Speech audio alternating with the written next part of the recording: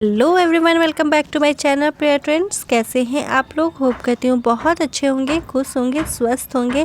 तो लीजिए, आज मैं फिर से आ गई हूँ आपके साथ इस वीडियो में बहुत अच्छे से टिप्स लेकर। और बहुत सारी टिप्स आपके काम की ही होगी, बहुत ज़्यादा हेल्पफुल होगी वीडियो। तो वीडियो को लाइक ज़रूर कीजिएगा, चैनल को सब्सक्राइब कीजिएगा और अपने फैमिली फ्रेंड्स के साथ शेयर ज़रूर कीजिएगा, क्योंकि बहुत सारे काम के इसमें टिप्स हैं। तो होप करती हूँ सारे टिप्स आपको पसंद आएंगे। तो चलिए बिना देर किए हुए टिप्स को स्टार्ट करते हैं।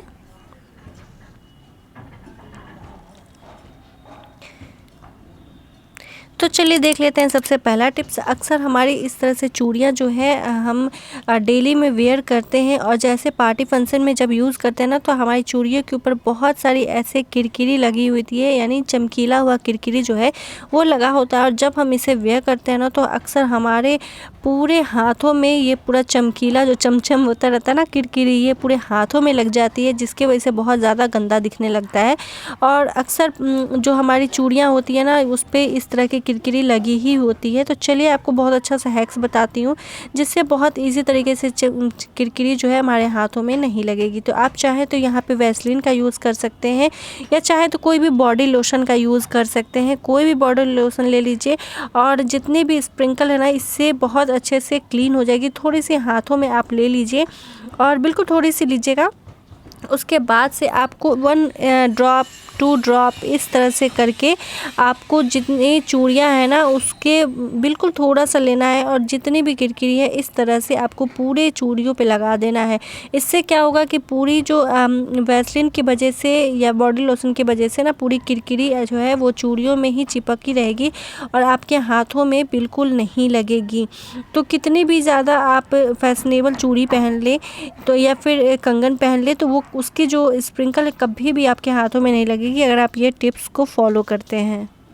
तो गाइस, ये टिप्स आपको पसंद आई होगी। अभी आपको इस तरह से ना चूड़ियाँ कभी होती है कि अक्सर हमारे हाथों में छोटी पड़ जाती है और पहनने में बहुत ज़्यादा दिक्कत होता है। तो इस टिप से भी ना आपके हाथों में बहुत इजी तरीके से चूड़ियाँ चली जाएगी, और आपको बिल्कुल दर्द भी नहीं होगा और पता भी नहीं चलेगा। तो होप करती हूँ टिप्स पसंद आई होगी। चलिए बढ़ते हैं अगले टिप्स की ओर। विंटर का टाइम आ गया है, और इस तरह से इस टाइम पे अब तो हुडी हो या स्वेटर हो निकल ही आता है। तो और ठंड के टाइम में अक्सर हम इसे यूज़ करने के बाद ना इसे क्लीन भी करना पड़ता है, धोना पड़ता है, जिसकी वजह से धूप नहीं होने की वजह से ये अगर हम इसे धो भी देना सूख तो जाता है, लेकिन एक अजीब सी बदबू आने लगती है। और साथ में यदि क्लीन भी कर दें तो जल्दी से हमें सूखा हुआ तो ये मिलेगा ही नहीं है, अक्सर भीगा ही हुआ रह जाता है, क्योंकि धूप नहीं हो पाती है। तो इसके लिए आपको बहुत अच्छा सा हैक्स बता रही हूँ, जिससे आपकी जो स्वेटर है बिना धोए बहुत अच्छे से क्लीन हो जाएगी। तो आपको करना क्या है, सबसे पहले इस तरह से आपको पूरे अच्छे से जो आपका स्वेटर है उसे अच्छी तरीके से बिछा लेना है। उसके बाद हमने लेना है बेकिंग सोडा।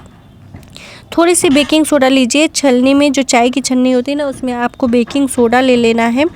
उसके बाद से मैंने यहाँ पे यूज़ किया है एक्सपायरी टेल्कम पाउडर। जो भी आपके घर में एक्सपायरी हो ना, उसे यूज़ कीजिए, बहुत अच्छा से यूज़ होता है। उसके बाद पूरे छन्नी को आपको इस तरह से फैला लेना है। पूरे जितने हमने बेकिंग सोडा और टेल्कम पाउडर था ना, वो बहुत अच्छे से आपके स्वेटर को क्लीन कर देगा। आपको इसे धोने की बिल्कुल ज़रूरत नहीं पड़ेगी। आप चारों तरफ इसे अच्छी तरीके से फैला दीजिए। फैलाने के बाद आपको लेना है एक सॉक्स, कोई भी पुराना सा सॉक्स ले लीजिए, और अपने हाथों में इसे पहन लीजिए, ताकि आगे के प्रोसेस में आपको ईज़िली काम आ जाए। इस तरह से हाथों में पहन लेंगे ना, तो इसे आपको रगड़ने में या रब करने में ना इस तरह से ईजी रहेगा। इस तरह से पूरे जब आप करेंगे ना, तो पूरे जो सोडा है और टेल्कम पाउडर अच्छे से ऑब्जॉर्ब हो जाएगी पूरे स्वेटर में। उसके बाद इसे आप क्या कीजिए, 10 मिनट के लिए छोड़ दीजिए, और इसके बाद आपके टेल्कम पाउडर जो है वो बदबू को दूर कर देगा, और सोडा जो है वो अच्छी तरीके से इसे क्लीन कर देगी। तो इस तरह से बिना भिगोए बिना धोए आप इसे यूज़ कर सकते हैं और क्लीन रख सकते हैं। पूरे ठंडे आप इस तरह से यूज़ कीजिए, आपका स्वेटर बिल्कुल क्लीन रहेगा। होप करती हूँ टिप्स पसंद आई होगी। चलिए बढ़ते हैं अगले टिप्स की ओर। अच्छा, आपके अक्सर साबुन जो है वो जब आप पुराने हो जाते हैं तो इस तरह से पतले हो जाते हैं, और अक्सर आप उसे फेंक दिया करते हैं। लेकिन आज मैं बहुत अच्छा सा हैक्स बता रही हूँ। लिया है पुराना साबुन, और लिया है थोड़ा सा लौंग।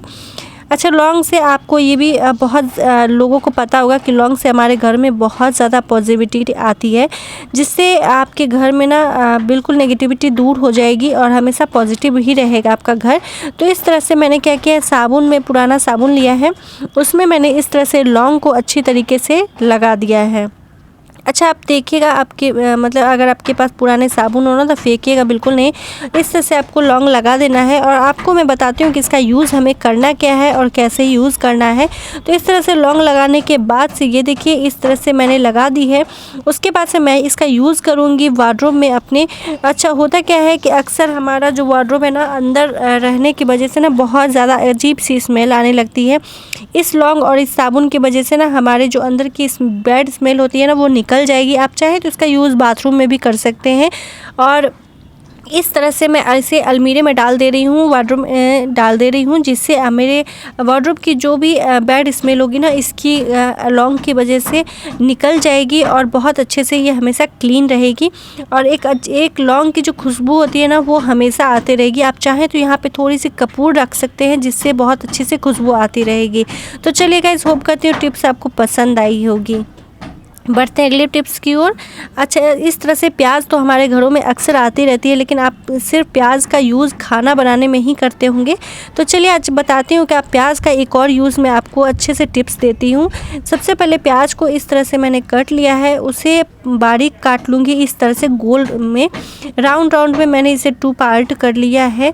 और उसके बाद इसका यूज़ कहाँ करना है बताती हूँ मैं। अक्सर बच्चों को ना सर्दी जुकाम हो जाते हैं या फिर बड़ों को भी सर्दी जुकाम हो जाते हैं ना, तो इस प्याज से हम अपने सर्दी जुकाम को बिल्कुल छूमंतर कर देंगे। तो चलिए बताती हूँ कि इसका यूज़ कहाँ पे करना है और कैसे करना है। तो सबसे पहले इसका जो ऊपर का छिलका है, इस तरह से आपका छिलका भी बहुत ईजिली उतर जाता है। तो सबसे पहले लेना है हमें एक सॉक्स, और सॉक्स को जब आप पहनते हैं ना तो सॉक्स को एड़ी के पास आपको इस प्याज को मोजे के अंदर डाल लेना है।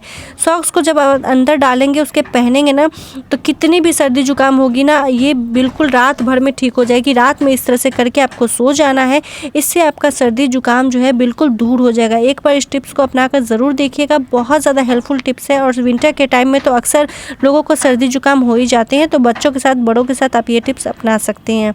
तो होप करती हूँ ये टिप्स आपको बहुत ज़्यादा पसंद आई होगी, और वीडियो पसंद आती है तो लाइक कर दीजिएगा, चैनल को सब्सक्राइब कर दीजिएगा। मिलते हैं आपको नए वीडियो के साथ। Thanks for watching, bye bye.